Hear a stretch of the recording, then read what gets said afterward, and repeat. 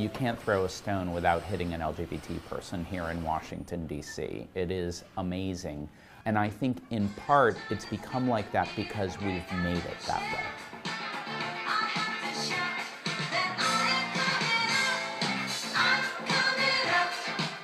It's Sunday in Washington, D.C., and Nellie's, a gay-friendly sports bar on U Street, is hosting its weekly drag brunch.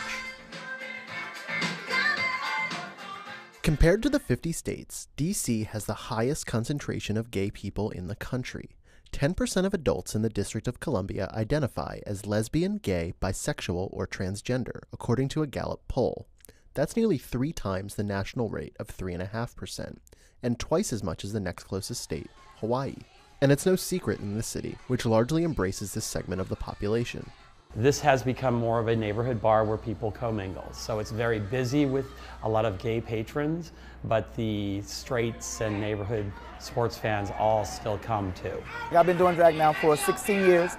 And when I first started out, I wouldn't even come out my house in drag. I wouldn't walk down the street in drag. I wouldn't drive in my car in drag. But now since gay is everywhere and everybody is more accepted in life now, I can go out my house. I don't mind who's seeing me while I'm in drag. However, the nation's capital wasn't always as accepting as it is now. You know, when I was working downtown for Associated Press, I walked down K Street, it would have been about 92, 93, and held my boyfriend's hand on K Street. People just goggled at us. You know, you just didn't see that kind of stuff back then. That kind of stuff was kept to 17th Street, and you would stop holding hands by the time you got to 15th Street because you were starting to get into neighborhoods where you didn't want to get beaten up. Even in the 90s, when Bill Clinton became the first president to appoint openly gay people to his administration, and Barney Frank became the first openly gay congressman, Washington was hardly a beacon of tolerance. I was interviewing to be Dick Gephardt's deputy chief of staff when he was the House Majority Leader. And I said, you know, should I tell him I'm gay? And Barney said, no, you're not interviewing to be his gay deputy chief of staff. You're interviewing to be his deputy chief of staff. Around the same time, Robert Rabin, then counsel to Frank, confronted homophobia in Congress directly. In a spewing of bipartisan homophobia, 3 members of the Oklahoma delegation announced that they wouldn't hire anyone who's gay. Here I was, a homosexual lawyer working on the Hill, and I thought, did this just happen? These people down the hall said they wouldn't employ a homosexual? Maybe they don't know that we're here. So I and a group of others formed a Lesbian and Gay Congressional Staff Association. The fact of outing ourselves and standing on the steps of the Capitol and saying this is who we are proved to be an important step for a lot of people.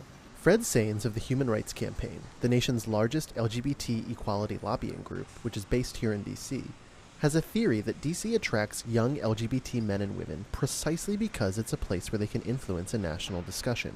LGBT people, in part by their very own nature, want to bring change to American society. They are deeply invested in a progressive society, one that invites a great variety and diversity of ideas, of progress. And so I think that is in part what has driven LGBT people to become concentrated here in the nation's capital.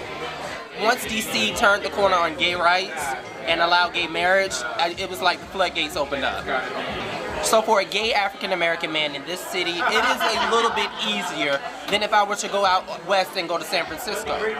So there's not going to be as much of a challenge for me to fit in culturally. So that I do believe that DC has something special. So, as LGBT activists worked in DC to make the country more progressive, that made DC more progressive, in turn attracting even more LGBT men and women. Just socially, people talk to each other now. Socially, people accept each other, and straight people in general don't look at the LGBT community as others. They look at us as neighbors, and I didn't used to always feel that way. We're going to play a little trivia game and give you a chance to win some money off your bar tab. Maybe 10, maybe... Back at Nellie's on a weeknight, that's abundantly clear. The crowd here is diverse and focused on trivia more than anything else. 1 minute is past, your time is up. Honestly, I come here quite often. Even though it's like a gay bar, I never look at it like that. It's just a bar in the city.